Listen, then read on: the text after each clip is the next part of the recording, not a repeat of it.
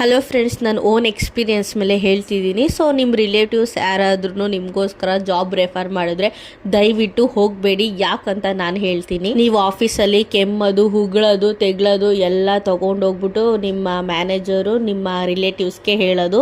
So ಅವರು ಎಲ್ಲ ರಿಲೇಟಿವ್ಸ್ಗೂ ಒಂದು ಕಡೆಯಿಂದ ಕಾಲ್ ಮಾಡ್ಕೊಂಬಂದು ಅವಳು ಹಿಂಗೆ ಕೆಮ್ಮುದ್ಲು, ಹಿಂಗೆ ಉಗುದ್ಲಂತೆ, ಹಿಂಗೆ ಕೆಲಸ ಮಾಡಿದ್ಲಂತೆ, ಹಂಗೆ ಮಾಡಿದ್ಲಂತೆ ಅಂತ ಸುಮ್ಮನೆ ಇಲ್ದಿರೋ ಕಥೆನೆಲ್ಲ ಇಡೀ ಊರಿಗೇನೆ ಸಾರ್ಕೊಂಬಾರ್ದು. ಇವೆಲ್ಲ ಬೇಕಾ?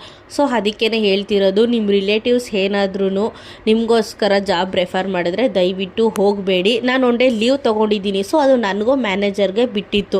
ಸೊ ಅದನ್ನು ನಮ್ಮ ಮ್ಯಾನೇಜರ್ ತೊಗೊಂಡೋಗ್ಬಿಟ್ಟು ಈ ಹುಡುಗಿಗೆ ಹುಷಾರಿಲ್ವಂತೆ ನೋಡಿ ಇವತ್ತು ಕೆಲಸಕ್ಕೆ ಬಂದಿಲ್ಲ ಅಂತ ಏನಂತ ಕೇಳಬೇಕು ನಮ್ಮ ರಿಲೇಟಿವ್ಸ್ಗೆ ಅಂತ ನನಗಂತೂ ಅರ್ಥ ಆಗಿಲ್ಲ.